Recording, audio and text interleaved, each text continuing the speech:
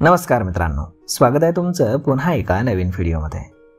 मित्रांनो, गेल्या महिनाभरामध्ये भारतीय शेअर बाजारामध्ये मोठी घसरण दिसून आली आहे।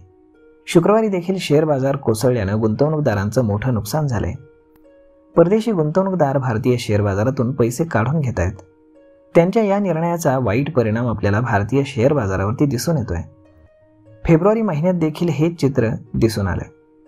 गेल्या महिन्यामध्ये FPIनं भारतीय शेअर बाजारातून एकूण 34,576 कोटी रुपयांच्या शेअर्सची विक्री केली। या वर्षामध्ये आतापर्यंत FPIकडनं 1,12,061 कोटी रुपयांच्या शेअर्सची विक्री करण्यात आली आहे। शुक्रवारी फॉरेन इन्स्टिट्यूशनल इन्व्हेस्टरनं एका दिवसामध्ये 11,639 कोटी रुपयांच्या शेअर्सची विक्री केली। फेब्रुवारी महिन्याच्या तुलनेमध्ये हा सर्वात वाईट दिवस ठरला। गेल्या महिन्यामध्ये व्यवहाराच्या 20 दिवसांमध्ये फक्त 2 दिवस खरेदी झाल्याचं चित्र होतं। 18 फेब्रुवारीला 4,786 कोटी रुपये आणि 4 फेब्रुवारीला 809 कोटी रुपयांचे शेअर्स परदेशी गुंतवणूकदारांनी विकत घेतले होते। जानेवारी महिन्यामध्ये फॉरेन इन्स्टिट्यूशनल इन्व्हेस्टरनं 78,027 कोटी रुपयांचे शेअर्स विकले होते। स्टॉक मार्केटच्या तज्ज्ञांच्या मते भारतीय बाजाराचं मूल्य आणि कंपन्यांच्या डिसेंबर तिमाहीच्या अंदाजाचा परिणाम स्पष्ट दिसतोय। यामुळे परदेशी गुंतवणूकदार पैसे काढून घेत आहेत।